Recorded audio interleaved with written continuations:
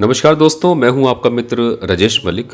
क्या आपने कभी गौर किया है कि आपके आसपास का सबसे सुलझा हुआ और समझदार इंसान अचानक चुप क्यों होने लगता है?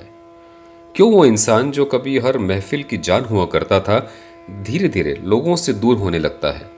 लोग कहते हैं कि उसे घमंड हो गया है, लोग कहते हैं कि वो बदल गया है या अकेला पड़ गया है। लेकिन सच तो यह है कि यह कोई घमंड या अकेलापन नहीं, बल्कि यह इंसान के भीतर घट रहा जागरण यानी अवेकनिंग है। जैसे वसंत आने पर पुराने सूखे पत्ते अपने आप गिर जाते हैं ताकि नए पत्ते उग सकें, ठीक वैसे ही जब इंसान अंदर से जागता है तो उसके चारों तरफ की भीड़ अपने आप पतली होने लगती है। भीड़ के बीच का अकेलापन और समझ की दूरी। महात्मा बुद्ध जी जब राजकुमार थे तब उनके आसपास सैकड़ों लोग, नर्तकियां और सेवक थे। महल में हर समय शोर रहता था, लेकिन एक रात वे सब कुछ छोड़कर चुपचाप निकल गए। आखिर क्यों? क्योंकि भीड़ के बीच रहकर भी वे अकेले थे। लोग उनकी उपस्थिति के पास थे, उनकी आत्मा के पास नहीं। हम में से बहुत सारे लोग इस दौर से गुजरते हैं। पहले लगता है कि जो लोग घंटे बातें किया करते थे वे हमें समझते हैं। फिर एक दिन समझ आता है कि वे लोग सिर्फ हमारे शब्दों को सुन रहे थे, हमारे मौन तक तो कभी पहुंचे ही नहीं।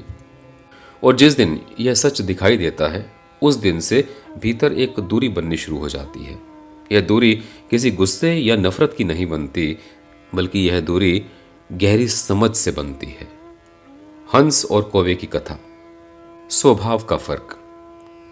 एक पुरानी कथा है। एक हंस सरोवर के किनारे शांत बैठा था। पास ही कौवों का झुंड कूड़े में चोंच मार रहा था और शोर मचा रहा था। एक कौवे ने हंस से पूछा, तुम इतने चुप क्यों हो? आओ हमारे साथ मजे करो। हंस मुस्कुराया और बोला, मैं तुमसे दूर इसलिए नहीं हूं कि मुझे तुमसे घृणा है। मैं दूर इसलिए हूं क्योंकि मेरी चोंच मोती चुगने के लिए बनी है, कूड़ा खाने के लिए नहीं। यह कोई अहंकार नहीं, सिर्फ अपना स्वभाव पहचानना है। चाणक्य ने भी कहा था कि जो तुम्हें नीचे खींचता है उससे दूरी बना लो। ठीक इसी तरह जब इंसान के भीतर विवेक जागता है तो वह समझ जाता है कि उसका मन किस भोजन यानी किस ज्ञान और शांति के लिए बना है। वह हर फालतू बहस और बातचीत में उतरना छोड़ देता है।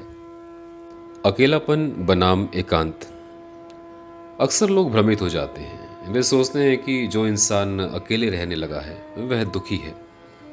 लेकिन अकेलापन और एकांत में जमीन आसमान का फर्क है दोस्तों। अकेलापन एक खालीपन है, यानी कि एक एम्प्टीनेस है, जिसमें इंसान तड़पता है कि कोई आए और उसका खालीपन भरे।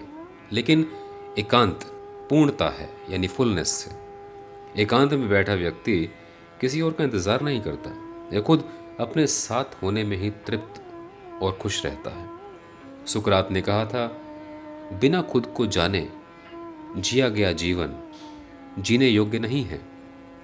जब तक आप बाहर की भीड़ में अपनी पहचान ढूंढते रहेंगे, आपकी पहचान उधारी की रहेगी। तो निष्कर्ष क्या निकलता है दोस्तों?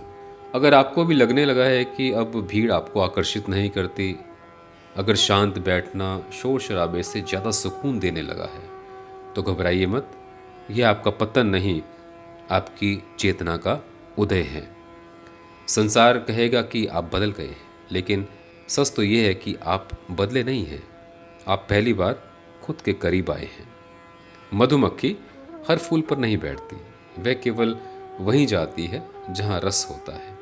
ठीक वैसे ही अपनी ऊर्जा को व्यर्थ की जगहों पर बहाना बंद कीजिए, भीतर लौट आइए, शांत हो जाइए। जो हाथ छूट रहा है उसे छूटने दीजिए, और जो भीतर अपना सत्य मिल रहा है उसे थाम लीजिए। अगर आपको यह वीडियो पसंद आया हो तो इसे लाइक करें, कमेंट करें और लोगों के साथ में शेयर करें। चैनल को अवश्य सब्सक्राइब करें। मिलते हैं अगली वीडियो में। ईश्वर आप सभी का कल्याण करें। जय श्री राम।